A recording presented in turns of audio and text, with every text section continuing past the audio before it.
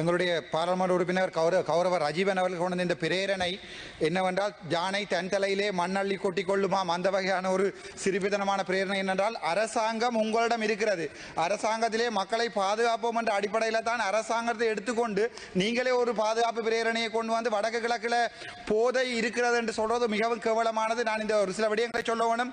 யாழ்ப்பாணத்திலே வசந்தம் பாமசி என்ற பாமசியிலே 1500 பிரிகாபலின் ட்ரக் 2021ஆம் ஆண்டு 22ஆம் ஆண்டுகளில் கடத்தப்பட்டு வவுனியாவில் சிறு குழந்தைகளுக்கு விற்கப்பட்ட போது அந்த வழக்குகள் இழுத்தடிக்கு மூடிப்பட்டது. கேதீஸ்வரன் எனப்படுகின்ற வைத்தியரால் அந்த வழக்குகள் மூடப்பட்டது.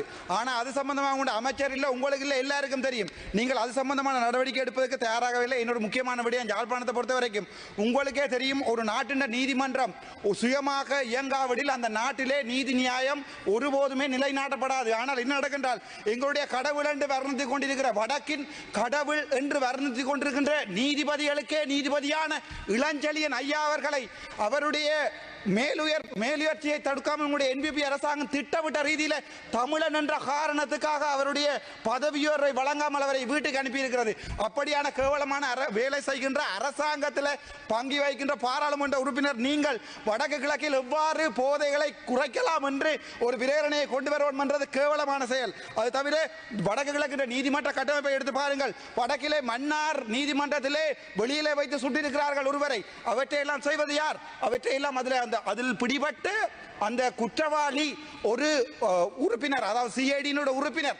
ஆகவே உங்களுக்கு கீழே இயங்கிக் கொண்டிருக்கிற படை, அதே படை தான் இந்தியாவில் இருந்து கேரளா கஞ்சா எனப்படுகின்ற அந்த கேரளா கஞ்சா நேவிக்கெல்லாம் கொண்டு வரப்பட்டு ஜாழ்ப்பாணம் கொண்டு வரப்படுகிறது. அதை தவிர ஜாழ்ப்பாணத்தில் உங்களுக்கு தெரியும், ஒரு ஜிஏ ஒரு ஆள் இருக்கிறார், ஜிஏ பிரதீபன் என்று ஊழல் ஒழிப்பு வன்னியானி என்று தெளிவாக அவருடைய மகனை பற்றியெல்லாம் போட்டுக் கொண்டிருக்கிறார்கள். ஆனால் இப்போது டீல் அடிக்கிறார் என்கிற அமைச்சர் சந்திரசேகர் ஜிஏயோட. அது சம்பந்தமாக நாங்கள் ஆறுதலாக கதை போல் நேரம் கிடைக்கும் போது. அது தவிர வல்வெட்டு துறையிலே பெரிய வாழ்வெட்டு குழு ஒன்றை, அந்த வாழ்வெட்டு குழு ஒரு வீடுகள் எல்லாம் போய் போட்டு எல்லாத்தையுமே பெட்ரோல் போட்டு எரிப்பேன் சொன்ன வாழ்வெட்டு குழுவை அந்த வல்வெட்டு துறையிலே எங்களுடைய அமைச்சர் தன்னுடைய பிராந்திய இணைப்பாளராக என்பிபிக்கு கொடுத்திருக்கிறார். இது என்ன மாதிரி இருக்கின்றால், நாங்களே எல்லாவற்றையும் எரிப்போம், ஆனால் தெரியாதது என்பது போல நாங்களே ஒரு பிரேரணையை கொண்டு வருவோம். நீங்கள் ஒரு ஆசிரியர், எங்களுக்கு மிகவும் கேவலமான நிலைமை என்றால் இப்போது வடக்கு கிழக்கிலே இந்த மருந்து மாத்திரைகள் உங்களுக்கு கூடத்தான் கொண்டு வரப்படுகின்றன. உங்களுக்கு அதுக்குரிய பணம் வழங்கப்படுகின்றது எங்களுக்கு தெளிவாக தெரியும். நான் அதை வெளியிலே வந்து சொல்ல தயார், திருப்பியும் நான் சிறைக்கு செல்றதுக்கு தயார். நன்றி, வணக்கம்.